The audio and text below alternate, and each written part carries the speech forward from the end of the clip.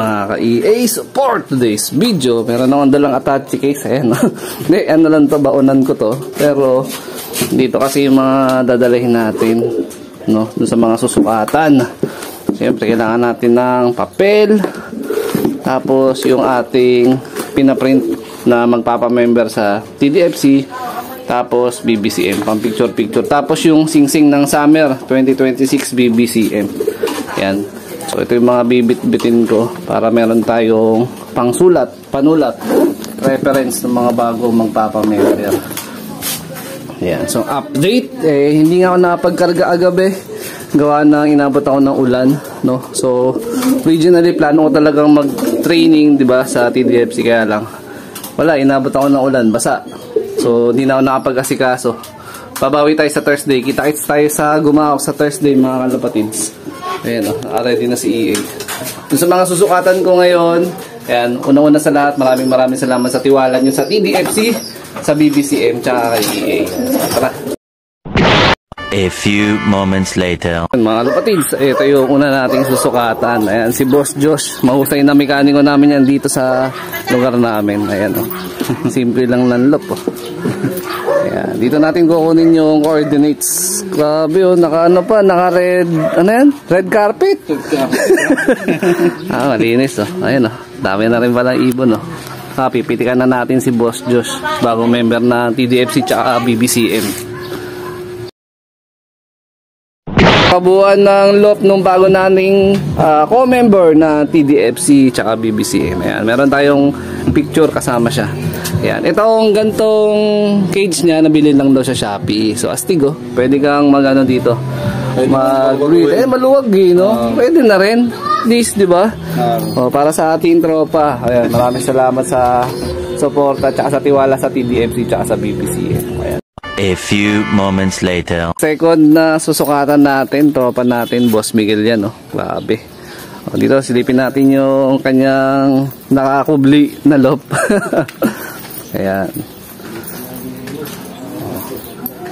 Medyo marami-rami rin pala itong ibon mo ngayon, ano? Nasa 15. Oo, 15. O yan, susukatan natin siya. For the meantime, TDFC muna si Boss Miguel, tapos eventually, pag medyo nakabuelo, siyempre, BBCM yan. Ayan, pipitikan na natin si Boss Miguel. Yung pinakalop ni Boss Miguel, ayan, napitikan na natin siya, nakuha ko na yung eksaktong coordinates niya. O, eto. Asan yung pinaka-trapdoor? Ito? Natatakpan. Ayan, napaka-simple lang, oh. Hindi naman mahirap ang magpababa ng kalapati dito. Okay naman. Tuturuan mo lang siya ng maayos. Oo. Okay. Maganda tong lugar mo kasi tago. Kaya lang magkaroon ng insidente dito nung nakaraan, eh. Pero yun, sana hindi na masundan, nawalan siya ng ibon dito nung nakaraan, eh. O, ayan, oh. Ito yung mga nakakasabay na paronda ko sa ibon ko minsan, yung itim. Ayan, oh. O, ayan. Alis na tayo. Magsusukat pa ako sa ibang lop. 75 years later. Nandito tayo sa pangatlong member ng ating TDFC club. Ayan. Anong lugar to? Lambakin po. Lambakin. Ayan. Lugar niya si Boss Edward Bartolome. Champion pansir namin dito sa San Jose del Monte. Ayan. Maganda yung location ni Idol, kaya lang medyo malalim. Nakukuberan siya ng mga puno, pero wala namang hadlang para maging champion. Ayun, oh. Meh! Ayan, oh. Ganda ng lop niya. Nasa ibabaw ng puno. Ay, oo. Sige. Okay lang. Yan, pipitikan na natin yung lop niya. Saan ka ba magpa-member? TDFC muna? Sa susunod na yung BBCM. Kailangan pa mag-ipon ng budget. Pag nanalo, magcha-champion doon ng TDFC, eh. O, yun, oh. Napakasimple na ng lop, di ba? Wala sa lop yan. Nasa ibon yan. O, yan. Tsaka nasa pansir din. Ito yung breeder ko na lang. Ito yung breederan. O, yan, oh. Hindi ka na pagdagdag, eh. Oo nga. Okay lang yan. So, ka-join force mo dito, yung pinsan mo? Opo. O, yan. Pipitikan na natin yung tropa natin para... Ayan, meron pa tayo iba kasing papasyalan, eh. Nagkakasabay-sabay sila. At... paulan na, makulimlim, hindi tayo pwedeng abutan ng ulan. Ito, pinapa-fill up na natin si Idol Joey ng kanyang buong pangalan, cellphone number na pang-register sa kanyang laking sa kubo, tsaka lop name.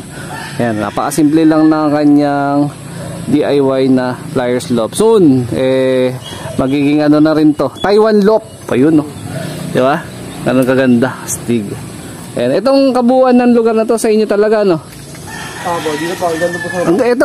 Itong ano na to, anong kulungan ba ng hayop to? Or... Big house po yun, dagdan. Okay, sa lolo mo to. Ang ganda. Laking lolo po. Oo, eh. Di na naasikaso. Napakaganda ng lote dito. Dapat ito na lang ginawa man, Lop. Hindi, joke lang. Ito si Idol Joey. Yan, maraming salamat sa tiwala mo sa TDFC, ha. And then, soon to be, BBCA member na to. Ayan. Tama po ba yun? 75 years later. Dito tayo sa pang-apat na pinasyalan natin. Kasama natin si Sir Michael. Si Sir Mike. Titilok. Ayan. Marami ka palang love, sir. Akala ko ito lang eh. Hindi, yun. Mas meron pa. Ito yung nakita ko nung nakaraan. Yung pinatala. Ito yan, ano? Kaparehas kami ng materyales. Yan. Nung nagpunta ako si Bo, hindi ko na control. Pero, no ano talaga, sir? Dito talaga siya. Since start na lagay. Sa loob. So, ito yung bago. Yung bago. Grabe. Parang wala ka ng hilig, sir, ah. Walang hilig. Wala ka ng hilig na huminto. May misis eh. Ang ganda, sir. Ayun, no? Hindi ko na kung tama yun. Tama. Dito talaga sa garahe ilalagay, sir. Okay. Tiny home na nga doon. Pero maganda, sir. At least maluwag. Tapos sabay, yun. Maganda yung ventilation. Diba, sir? So, magpipitikan na natin si sir. Kuha na natin ng distance para sa kanyang bagong loop. Ayan. A few moments later. Ano tayo sa susunod natin na susukatan? Ayan, tropa natin, no? Di ba mahirap magpababa ng ibon dito? Ewan ko sa kanila. Di ba? Sa kabila. Kanino to? Sa kabila rin. Magpapasukat na rin. Anong pangalan? Sige, unahin ko muna sa kabila. Pagtapos nito, kayo. Ayan. TDFC ba? Or sama natin BBCM? TDFC muna. Sige, wala problema. Basta may coordinate na. Pipitikan lang naman eh. Bali yung na-videoan natin na isang loop, hindi pala siya naka-schedule pero magpapapitik na rin. Ito yung si Boss JR. Tsaka si Boss Bunso. Ayan. Papapitik sila ngayon sa TDFC. Ito yung loop ni Sir. Okay din, no? Ayos. Napakasimple lang. Ayan. Ganda na. Hindi mahirap magpa-trap. Hindi naman, no? Hindi naman. Diretso mo. Marami nag-iibon dito sa lugar nyo, no? Yan, dito rin po. Sa kabila rin. Yan. Okay. Ito, grabe, oh. Nakababad yung mga ibon. Ayan, tapos na natin mapitikan si Boss JR. Nag-encode na lang siya ng cellphone number, loop name, tsaka pangalan niya sa club ni Madam Teresa. Ayan. Susunod tayo kay Boss Bunso. Ayan. Kasi umambo na. Kailangan mabilis na makapagsukat. Dito muna kay Nico. Sa kabila pala sa baba, no? Ito mga kalapatids, ang tropa din. Ayan, si Boss Densi. Ito yung loop niya, oh. Ganito rin yung materialis ng dati kong ginawan loop. Anong tawag sa ganitong bakal, boss? 16mm, no? Ayun, no? Ganda, napakasimple lang, oh. Yung sinukatan natin kanina doon sa ibabaw, kapitbahay lang. Ayan, ito yung mga tropa natin dito sa Gumaok. Ayan. Mama ko dyan. Ayun, shoutout sa... Ito. Kinuha na natin yung info. Ayan, salamat sa suporta sa TDFC. Sana all. Ito mga kalapatid, second to the last na susukatan natin si Boss Bunso. Ayan, dito yung loop niya. Halos kalapit niya lang din yung mga kanina. Ayan, galing. Meron din loop si Sir. Saan loop mo, Sir? Pinsan ko yan. Ito. Okay. Ayos, ah. Sige. Pipitikan natin si Sir. Ayan, picture tayo sa loop ni Sir Bunso. A few moments later. Mga kalapatids, yung huli natin na susukatan, dito pa rin yan sa Gumaok. Ayan. Hindi yung mahirap magpauwi ng ibon dito, Idol. Yun. Tayo sa TDFC ka magpapaso. Oy, may asko. Nakakat ba yan? Hindi lang, konti lang. Ayan, pipitikan natin siya. Ito yung pinakalap mo. Ayan, si Idol. Anong pangalan? Christian po. Yun, oh. Idol, Christian. Nagtiwala sa TDFC ni Madam. Ayan. So yun, tapos na yung pagsusukat natin. Mas marami nagpasukat dito sa may Gumaok. Ayan, shoutout sa mga new members ng TDFC.